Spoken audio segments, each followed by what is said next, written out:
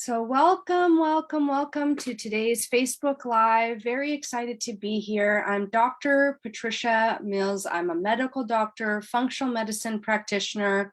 I'm also a specialist in physical medicine rehabilitation. And I love using all of this knowledge I've accumulated over time to help women like you thrive in the way that you were meant to thrive and to really own your story. Because if you are living a story that you think is not in alignment with your health desires, then we really need to change that. And I see here, hi, Susan. Oh, wonderful. The comments are working. This is really, really great. Thanks for saying hi, Susan. It's so helpful for me to know that the comments are working really well. Perfect. Okay, ladies. So today's topic is, and men too, actually, by the way, because I do put some of my lives on my YouTube channel, Dr. Patricia Mills, MD. And so I do find that men occasionally stumble across these videos and they get interested in the topic because this is a topic that's near and dear to many people's heart, which is how to be at your ideal weight effortlessly, right? Did you notice how I didn't say how to lose weight or you don't want to be overweight? I'm very purposefully using the positive words, positive pole, of the conversation. So the positive aspect of the conversation, which is weight loss. So what we all want, I think everybody could say this, is to reach, achieve, and then maintain your ideal weight effortlessly. Now, I do work with some women who are underweight, okay? And there are some overlaps to what we need to do to fix that problem. But when we are overweight, that has its own kind of unique sets of considerations. So today I'm going to be talking specifically about if you're overweight and you want to reach your ideal weight effortlessly and you want to stay there effortlessly, right? How amazing is that? And guess what? It is totally possible. And it does not involve counting calories, okay? Why does it not involve counting calories? Because the counting calorie part does not jive with the effortless maintenance part, okay? So yes, you can lose weight by restricting your calories. I mean, that's very obvious. You look at concentration camps, these people lost massive amounts of weight through massive calorie restriction, okay? And so yes, you can lose weight by restricting your calories. However, then what happens is that when you restrict your calories for a period of time, you get the weight loss, but then you also get shifts in your body. You get changes in your body, changes in your metabolism. Your body adapts to this new lower calorie intake. And so like the thermostat is reset, which means that then you have to maintain like an even lower calorie to lose more weight, or to maintain your weight. You have to stay eating at this low calorie state for the rest of your life. And that's not effortless maintenance of ideal weight.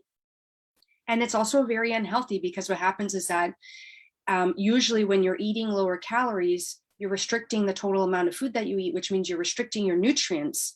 And as your body starts to become nutrient depleted, yes, you might lose the weight initially, but over time, you're going to start having nutrient depletion. Your thyroid is going to suffer. You're going to start getting colds. Your metabolism is going to slow down. You're going to get low on energy because your body's conserving its energy because it's getting low on calories and low on nutrients.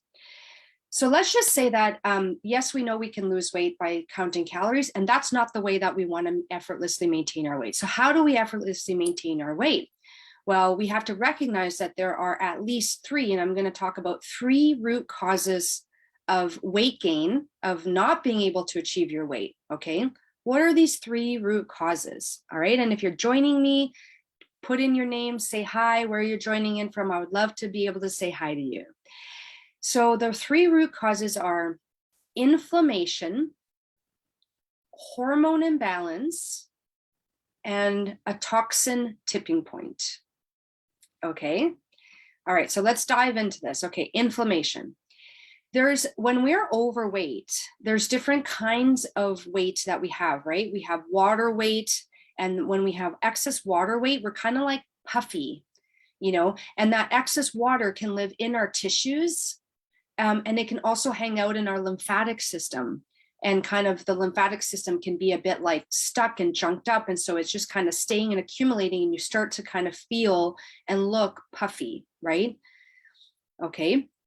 So that's that. And then there's also, you tend to, when you're in an inflammation state of weight gain, you tend to gain weight around the midline, around the middle of your belly. So you got this, like, you can have like weight gain around the middle of your belly, or you can have like puffiness kind of around your body. Depends on how your body responds to inflammation. That's the genetic part.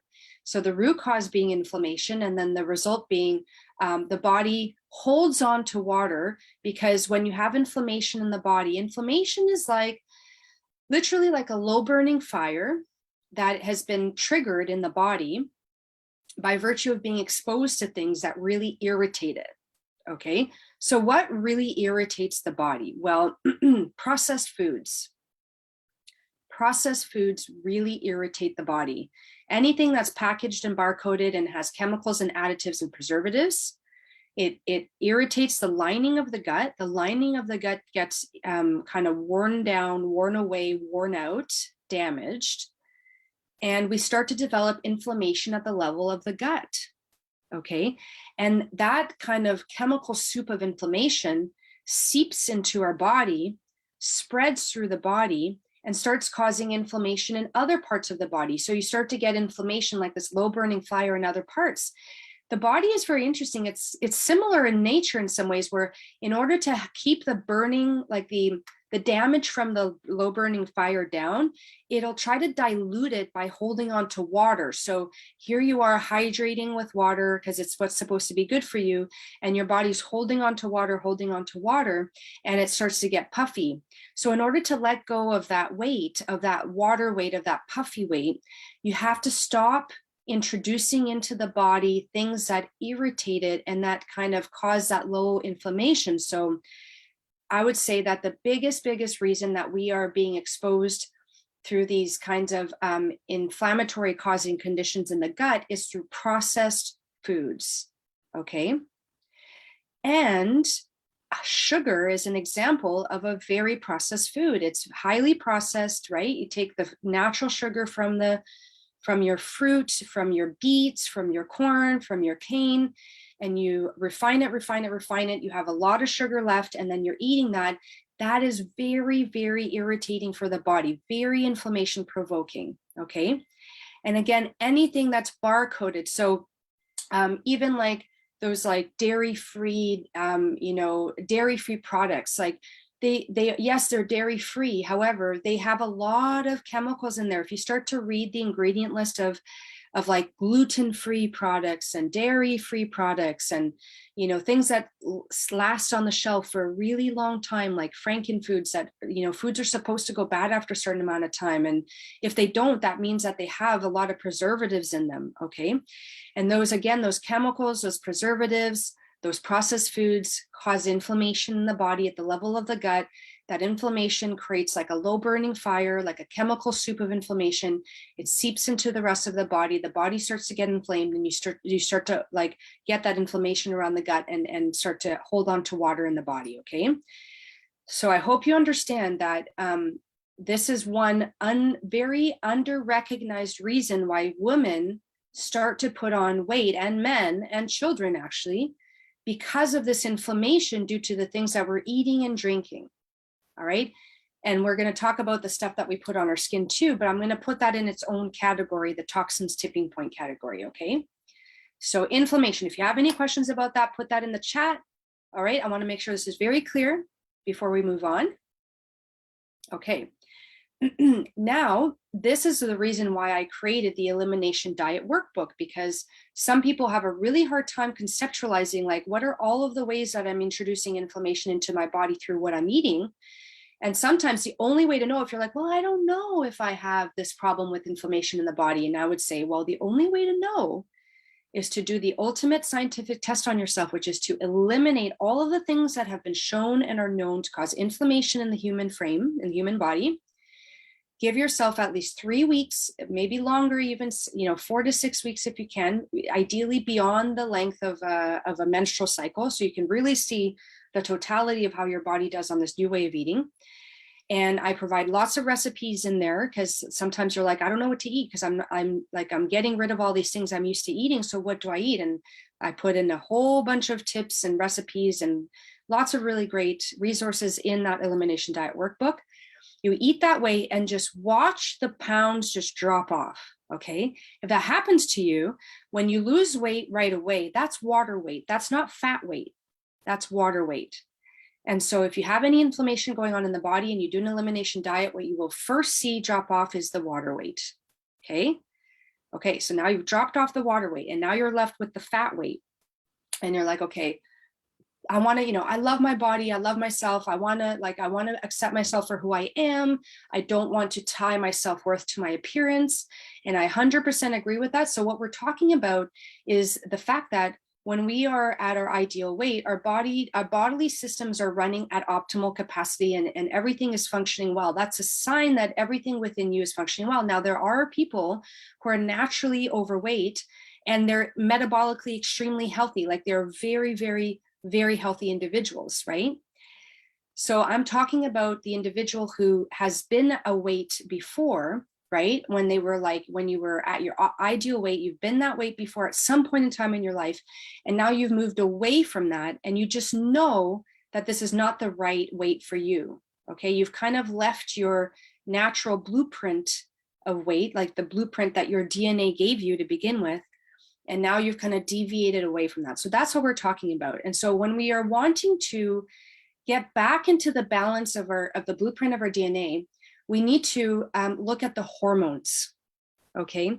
Because the hormones are the signaling messengers of everything for the body, all bodily functions, including the signal to store fat or to release fat, okay? Now, again, if you're underweight, all right, this is not directed at you, because if you're underweight, if you've become underweight, there's a whole other thing, like another series of things that's happening. But if you're overweight, what you want to know is that there are certain hormones that when they get triggered by the food that you eat, when you eat certain foods, which trigger certain hormones being released in the body, that'll create a certain kind of instructions for the body as to what to do with your fat, okay? So for example, when we eat a lot of what I call fast carbs, so I have a free ebook. If you're in the Facebook group, it's under the featured section, free ebook. It explains all the fast carbs, slow carbs, all that kind of stuff. If you're watching this on YouTube, look at the captions. You can download it through there, okay? Essentially, fast carbs are foods that are highly processed, that you take the whole grain. So you take the wheat and the basmati rice, and you take the quinoa and the oats, and you take those whole grains, which are very healthy, very, very good for you when they're properly prepared. And then you process it into fine flour, like a fine flour. And then you use that flour to make your bread, your pastry, your toast, your gluten-free bread, pastry and toast, your pizza, your noodles, all of those things. Those are that's made with highly processed flour, okay? Like in the old days, I went to Morocco once, and their like bread is actually like soaked whole grain that they then cook. So it's never been turned into flour, okay? That's a very ancient way of making bread, okay? And now we have this like very highly processed flour, in addition to the sugars, right? Lots of the sugars, especially the stuff that are like low-fat yogurts and low-fat dairy, dairy-free ice creams. In order to make those things taste good, they put like a ton of sugar in there, right? So you eat that thing, and then the sugar is a fast carbohydrate, fast carb. It quickly spikes the sugar in your blood. You can literally, like when I was doing my continuous glucose monitor, I would literally see the sugar just spike up in the blood. And what you know is happening behind the scenes, or at least what you will know now, is that when the body sees a lot of sugar like that going into the blood, it triggers the release of insulin hormone. And insulin hormone, in small amounts, in the right amounts, is a really great hormone for creating growth in the body. So it causes the the blood sugar to, like the sugar that's in the blood, to be put into the cells of the body. And then the cells of the body use that energy, right? And it builds, it creates, it grows, okay? But when it overly spikes from having too much sugar all at once from those fast carbs, of which dairy is also one of them, by the way, especially if you drink your milk, okay, that's a big source of fast carbs because lactose, fruit juices, kombuchas, smoothies, fruit smoothies, all of those things live in this category, ladies. And that causes the insulin hormone to spike. And the message that the body gets, the instructions that the body gets when it's spiking insulin hormone is, do not burn fat, store the fat, okay? I won't get into why this is. There's lots of reasons why this is, but I just want you to know that literally it's like the body turns off the machine that allows you to burn fat. So let's say you're eating fast carbs for breakfast. You have your cereal for breakfast or your toast for breakfast that's made out of flour, even gluten-free flour. And then for lunch, you have your sandwich, or you have your smoothie, or your fruit smoothies, or you have tons of fruits. And then for dinner, you're having like your noodles and your rice and your pasta and your pizza, and or you're having like really, really, really large amounts of beans because you're vegetarian. So you have a massive plate of rice and a massive plate of beans with just a little bit of vegetables. That's a lot of that's a lot of carbs. Like, it's a big carb load. And so if you're doing that throughout the day, what you're doing is the body's ability to burn fat is just turned off, right? And then especially if you have a snack before you go to bed, oh, it's really turned off. Like, there's no way your body's going to be burning fat with those instructions, okay? So what you need to do is you need to eat for hormonal balance. So what's hormonal balance? That's slow carbohydrates. So that's vegetables, cooked vegetables, mostly cooked vegetables, like 80 to 90%, with 10% raw. Just because it's like really hard on the digestion to be eating raw vegetables all the time. Women who eat raw vegetables consistently over a long period of time lose their periods or develop problems with their periods because it really messes with the hormones. So for eating for hormonal health, you want to have primarily cooked vegetables, lots of healthy oils like olive oil, okay? We need lots of healthy oils to stay pliant and hydrated and oily, and making our hormones. We need oils for hormones. And so you eat your slow carbs. So that's your washed and rinsed white basmati rice and soaked, your whole, not your quick oats, but your real oats that have been soaked overnight and cooked up the next day. Ezekiel bread, which is whole, it's not flour, it's not made out of flour. Ezekiel bread is made out of sprouted whole grains.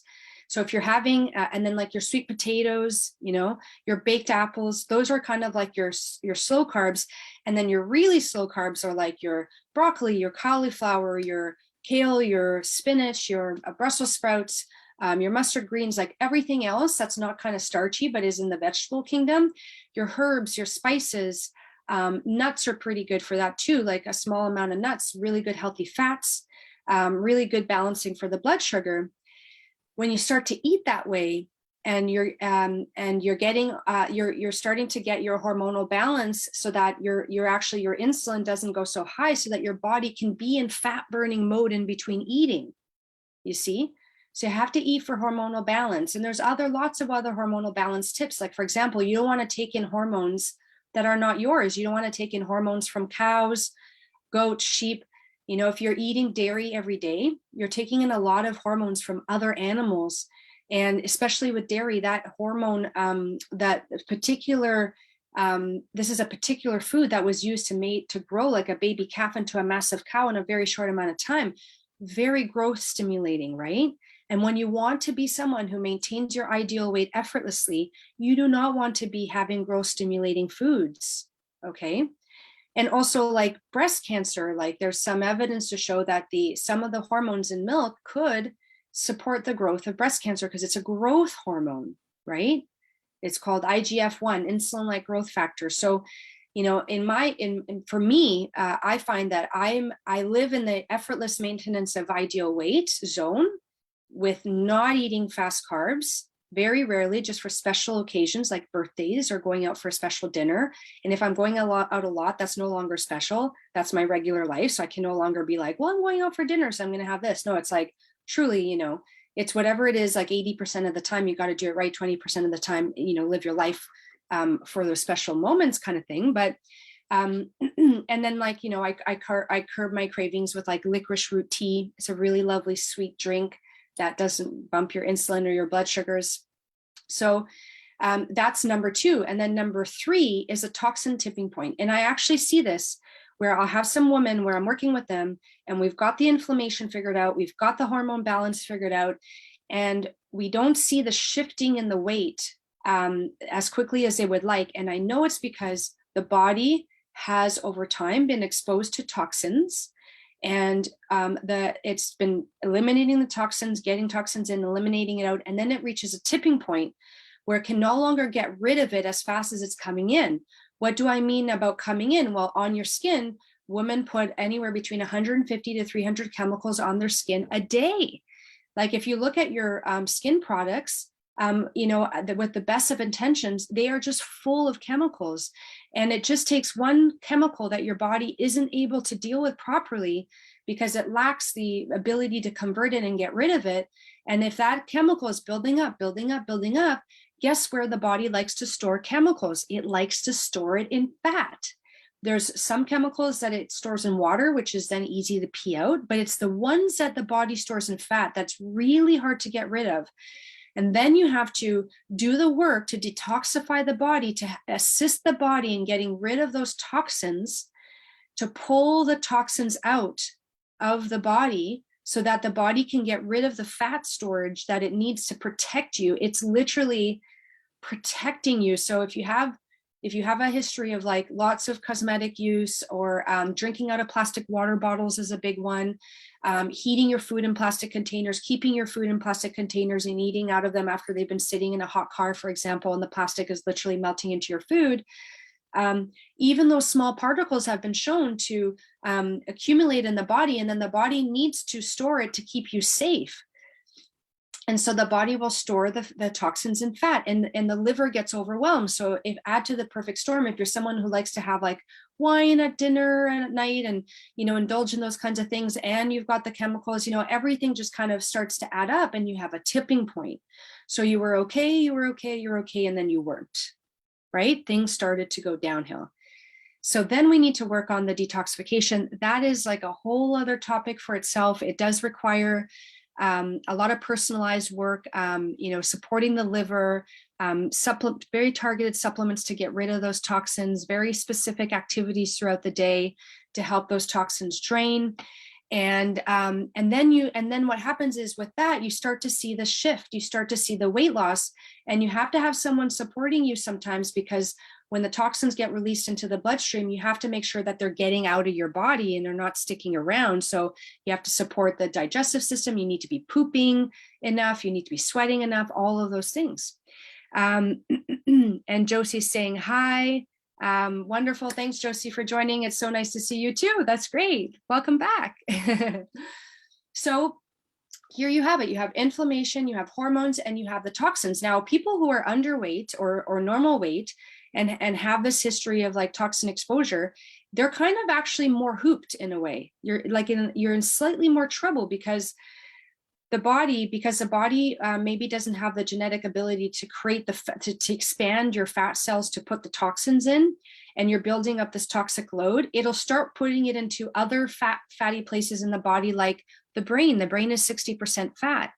And as a specialist in physical medicine rehabilitation, I always found it fascinating that people, for example, with Parkinson's are almost always, without exception, very slim people. And it's I don't know why, like, it's just so interesting to me, but this is my theory, and is that when the body doesn't have the capacity to create the fat storage to store the toxins, to protect you from the toxins until it can figure out how to deal with it, right? Which by that time, like, you got to help it. It's not going to figure it out on its own. You're going to have to like really help your body out with that one. But if you don't have that external cue that you have these toxins accumulating, then it can start accumulating in other parts of your brain, of your body, like your brain and your spinal cord and your nervous system. So you may be getting predisposed to things like Parkinson's, Alzheimer's, right? ALS, like those are all problems with like the fatty tissue of the body, the brain and the spinal cord. and the nervous system, right? So I'm very, very big on supporting the natural systems of detoxification and helping women go through that, because for some women, it's a fairly easy process. And for other women, as the toxins get pulsed out of the tissues of the brain and the spinal cord or of the fat, we need to really figure out how to support the body in that, because you don't want to get sick from your attempt to get help the body get rid of the toxins. And Susan saying here, so true regarding skincare products. Susan is saying that she has experienced her body reacting with rashes and swelling, etc. And that is sending a big message of my body rejecting all the toxins. Exactly. Yeah, right. Susan and I are working together.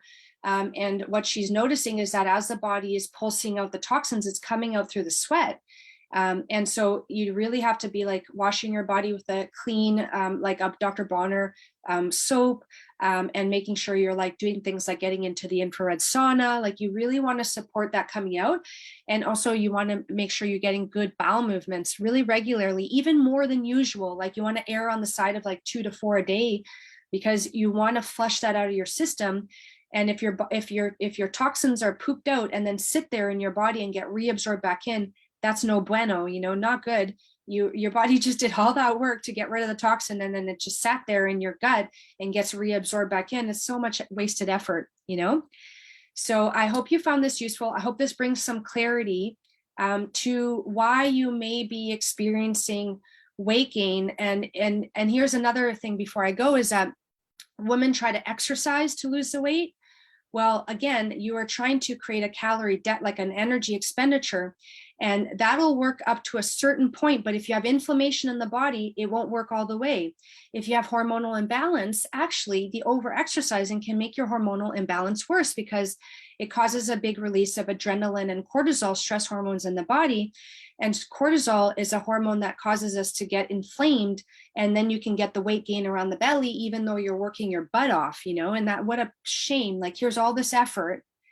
So for me, my effortless ideal weight is maintained 80 to 90% through what I eat and what I don't eat, and only 10 to 20% on movement. And I think movement is important. And when you build muscle, those muscle cells, they release their own hormones, and they're very good hormones for helping balance, balance your weight maintenance. Okay, so putting on muscle mass is really great for hormonal balancing for weight. But if you do it the wrong way, if you're not strategic about how you work out, and you're not dealing with the inflammation, you're not dealing with the way that your food is affecting your hormones, and you're not thinking about your toxins, if that's something that could be an issue for you, then you're not going to get to where you want to be, or at least you might get there, but then you won't stay there. It won't be effortless. And that's what this talk is about. Effortless maintenance of ideal weight. All right, ladies. So if you really enjoyed this, thank you so much. Put your questions in the comments. I do have my Wild Collective session coming up in April, starting April 26th, 10 weeks of teaching with me. This is the kind of stuff that I teach you. If you think I can teach you this much in half an hour, imagine how much I can teach you over 15 hours, right? An hour and a half a week for 10 weeks. I work with motivated women who really aren't satisfied with their health and want to regain their vitality and vibrancy without the use of medications. This is my jam. So let me know if you want to work together. I do have an early bird special going on right now. If you register and put down a deposit to be a part of the group, I already have a few participants, very exciting. And I look forward to hearing from you. And please put your questions in the comments. You know, I love that kind of stuff. Susan's saying, thank you, very welcome, Susan. And Josie's saying, so true about the exercise and weight loss. Love my exercise endorphin release. Yes, absolutely, exactly. So thank you so much. Thank you for your participation and for showing up today. I hope you have a wonderful, wonderful rest of your day, evening, or night, depending on when you catch this. And I will see you on the next show. Bye. Oh, thank you, Susan. Working with me has changed your health. You feel so great. Oh, thank you. I love hearing that. That makes my day. That makes my week. Thank you so much, Susan. Mwah. Bye, ladies.